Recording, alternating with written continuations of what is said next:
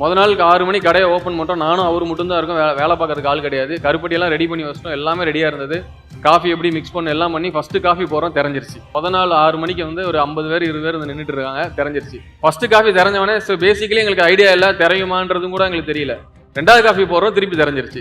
எனக்கும் அவருக்கும் சிவர ஆரம்பிச்சிருச்சு. ஏன்னா இருக்கிறவங்கலாம் கொடுங்க, நாங்களும் அழகாக ஒரு வெங்காய கிண்ணத்துலலாம் வச்சு அழகாக போட்டு காமிச்சு எல்லா வேலையும் பார்த்தோம். திருப்பி ஊற்றுறோம், திருப்பி 3வது தடவை தெரிஞ்சிருச்சு. இது என்ன பண்ணுன்னு தெரியல. திருப்பி நாட்டு சக்கரை இருந்து எடுத்து உள்ளே போட்டு காஃபி அடிச்சு கொடுத்துட்டோம். கொடுத்தோடனே அந்த கஸ்டமர் சொன்னார், அதுவும் கருப்பட்டியான்னு கேட்டார். ஆமான்னு தலையாட்டணும். நிஜமாவே அது கருப்பட்டி கிடையாது, நாட்டு சக்கரை. அப்போ என்ன நாங்கள் புரிஞ்சுக்கிட்டோம் அப்படின்னா, கருப்பட்டி ஊற்றுனா தெரியுமான்னு புரிஞ்சுக்கிட்டதே அப்போ தான். ஏன் அப்படின்னா நாங்கள் இதெல்லாம் செக் பண்ணிவிட்டு R&D பண்ணி இதுக்குள்ளே வரவே இல்லை. ஏன் அப்படின்னா இது பின்னாடி பெரிய நீங்கள் R&D வச்சிருக்கீங்களா? இப்போ வரைக்கும் என்கிட்ட வந்து ஒரு 300-400 ஸ்டாஃப் ஒர்க் பண்ணுறாங்க. இது வரைக்கும் R&D டீம்னு கிடையாது. R&D டீம் இருக்கிறாங்க, அவன் படித்தது டிப்ளமோ, அவன் தான் எனக்கு R&D. ஏன் அப்படின்னா நம்ம பெரிய டீம் வச்சு பெரிய ப்ராசஸிங் பண்ணி நம்ம ஒர்க் பண்ணுறதுக்கான டைம் எடுக்கும், நம்ம அதை பண்ணவே மாட்டோம்.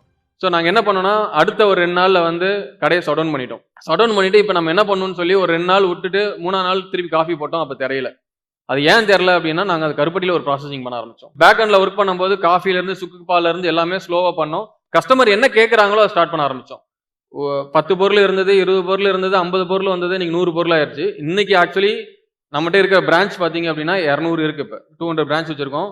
நாட் ஒன்லி தமிழ்நாடு, இன்னைக்கு ஆந்திராவில் ஒரு 20 பிரான்ச் பண்ணியிருக்கோம், தெலுங்கானாவில் ஒரு 12 பிரான்ச் பண்ணிட்டோம், குவைத்தில் ஓப்பன் பண்ணிட்டோம் ஆல்ரெடி. இப்போ துபாய், சவுதி, ஷார்ஜா 3மே கமிட் பண்ணியிருக்கோம். ஆல்ரெடி குவைத்தில் ஓப்பன் பண்ணி ரொம்ப சக்ஸஸாக இருக்குது. என்னோட லெசன் நான் கற்றுக்கிட்டது என்ன அப்படின்னா, உங்களுக்கு எல்லாருக்குமே சொல்கிறது, நீங்கள் என்ன பண்ணாலும் இமீடியட்டாக பண்ணிவிடுங்க.